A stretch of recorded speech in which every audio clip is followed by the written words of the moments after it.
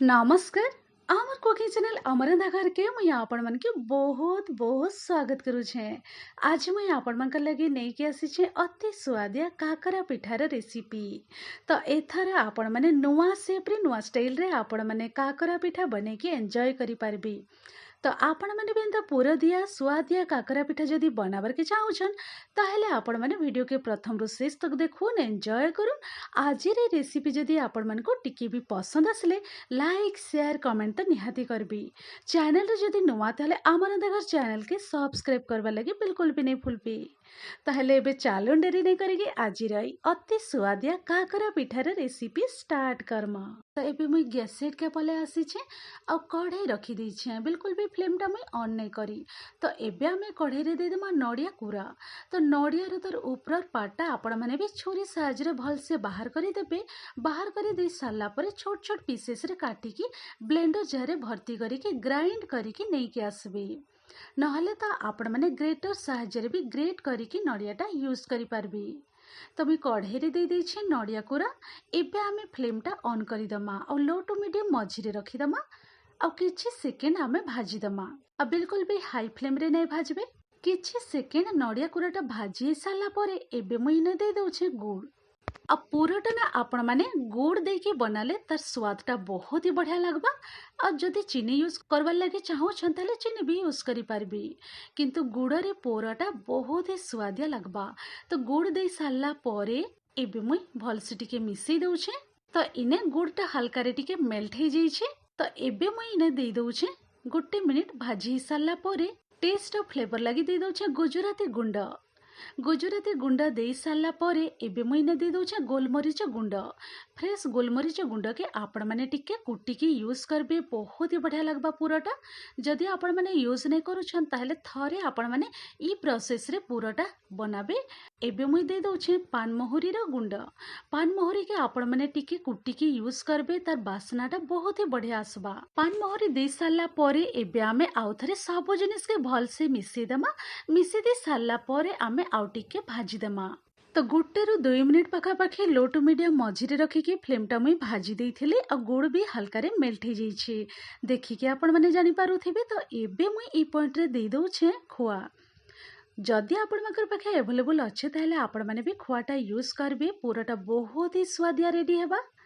तो खोआटा दे साला परे आउ थरे मुई भल से मिसई दउछे। मिसई दे साला परे लो टू मीडियम मझिरे रखिकी फ्लेम के आमे और गोटे मिनिट पाखापाखि भाजी दमा। खोआ दे साला परे ना किछि सेकेंड मुई टिके भाजी देइछे। भाजी दे साला परे एबे मुई ई पॉइंट रे दे दउछे छोट चामच रे गोटे चामच घिया टिके दे दउछे।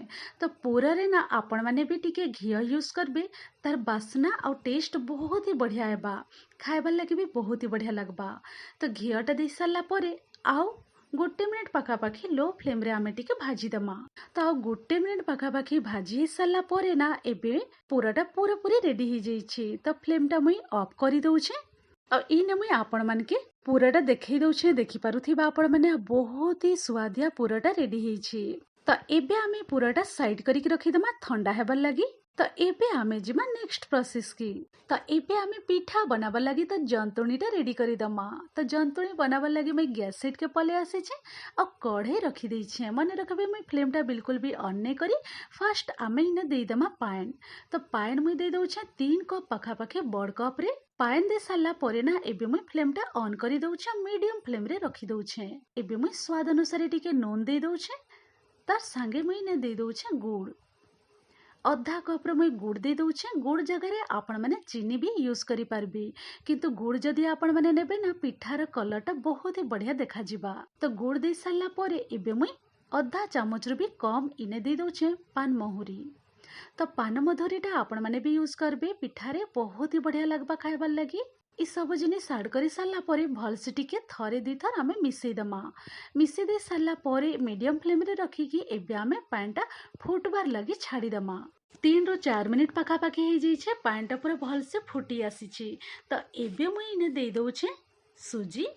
आ मुई इने आपण मन को सजेस्ट करबी छोट दाना वाला सुजी आपण माने भी यूज करबी। तो पिठाटा ना बहुत ही सॉफ्ट नरम हेबा खाइबार लगी भी बहुत ही बढ़िया लगबा।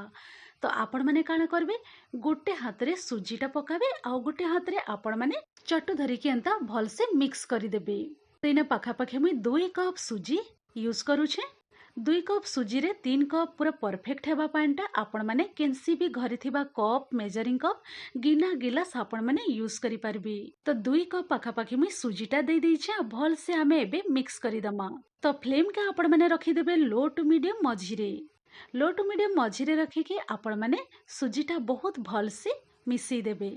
3 रु 4 मिनिट पाखापाखि हो जाइए आ मुई भल से मिसई देइछे आ जंतुणीटा टिके ठीक ही आसला ना। तो आ 2 मिनिट पाखापाखि आमे आउ टिके भल से सिझबार लगी टिके एंता भल से मिक्स करिदमा। आ 2 रु 3 मिनिट पर इने आपण मानके मुई देखै दउछे। तो देखि पारुथिबे टिके ठीक हो जाइए। तो एबे आमे काना करमा ए पॉइंट रे आमे फ्लेमटा पूरा पूरी ऑफ करिदमा। आउ टिके ठंडा हेबा लगे आमे साइड करिके रखिदमा। आउ टिके ठंडा हे गले ना जंतुणीटा भल से सेट ही जिबा। तो चलो मुई फ्लेम ऑफ करिकी साइड करिके मुई रखि दउछे। तो इने मुई जंतुणी की साइड करिके रखि देइथली। आ इने मुई आपण मानके देखै दउछे। आ हल्का रे टिके ठंडा हे जाइछि पूरा उषुम अच्छे आपण माने हाथ साहाଯ୍य भी आराम रे धरि पारुथिबे। तो एबे आमे काना करमा हाथटा भल से क्लीन करिके टिके आपण माने तेल भी यूज करि पारबे नहले तो पानी भी आपण माने टिके हाथ रे पानी पानी टिके हेकी आपण माने भल से जंतुणी के पूरा पूरी सॉफ्ट हेबार तक चकटी देबे। तो इने आमे भल से चकटी देमा। तो इने मुई आपण मानके देखै दउछे हाथ साहाଯ୍य बहुत भल से चकटी देइथिले आ पूरा पूरी सॉफ्ट डोटा रेडी हे जाइछि। तो एबे आमे पिठार शेप देबार प्रोसेस के आरंभ करमा।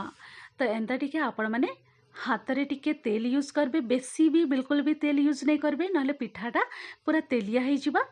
टिके आपण माने एंता हल्का रे तेल टिके नहीं जिबे नहले तो पानी भी आपण माने धरी की पिठार शेपटा देई पारबे। तो टिके आपण माने एंता हाथ रे तेल नहीं जिबे आ 2 रु 3 थर आपण माने आराम रे थरे तेल यूज करिकी पिठार शेपटा देई पारबे।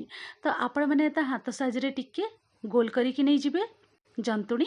तार परे आपण माने राउंड शेप दे देबे। राउंड शेप दे सारला परे टिके एंता जगह करि देबे जेंता कि आमे पूराटा इने दे दमा।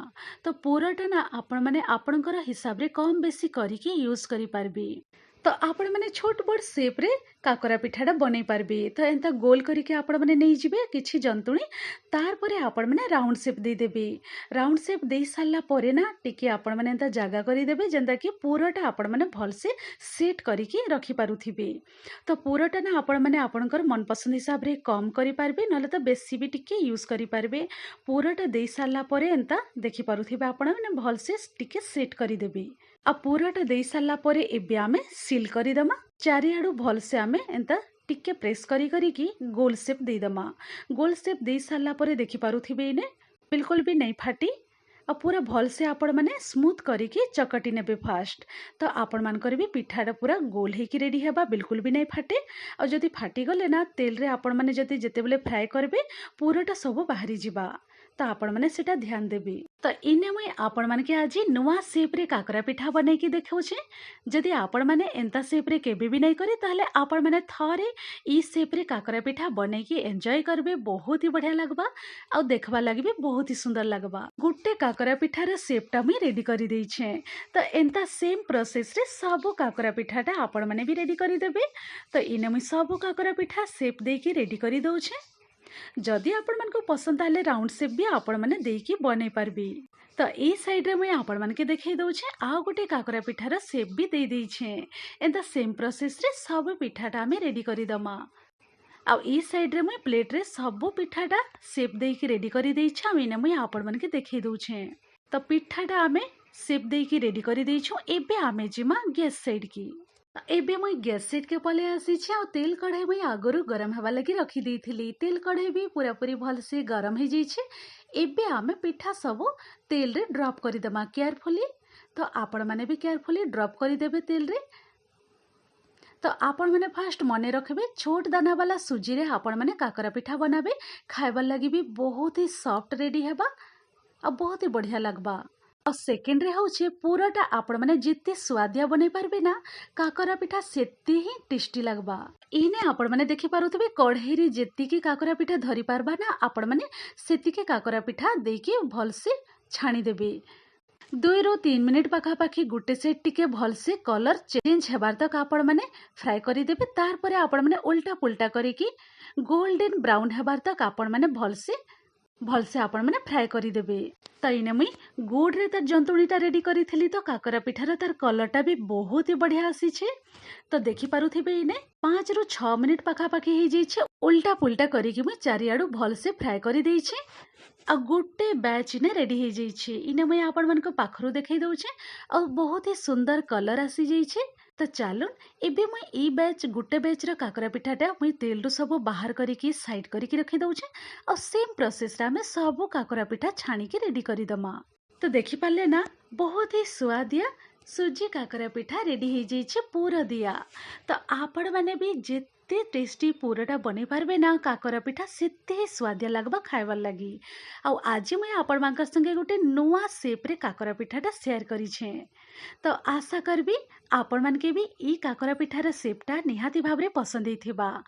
आजिर ई सुआदिया काकरा पिठा जदि आपण मानको टिके भी पसंद हेथिले लाइक शेयर तो निहाती करबी। चैनल रे जदि नुआ ताले अमरनगर चैनल के सब्सक्राइब करबा लगी भी बिल्कुल भी नहीं भूलबी। तो आपण माने भी ई प्रोसेस रे ई शेप रे काकरा पिठा थरे बडई की आपण माने गरमा गरम एंजॉय करू। तो आजिर ई रेसिपी वीडियोटा आपण माने प्रथम रु शेष तक देखिथिबारु बहुत बहुत धन्यवाद दउछे। Thanks for watching. Bye bye, take care.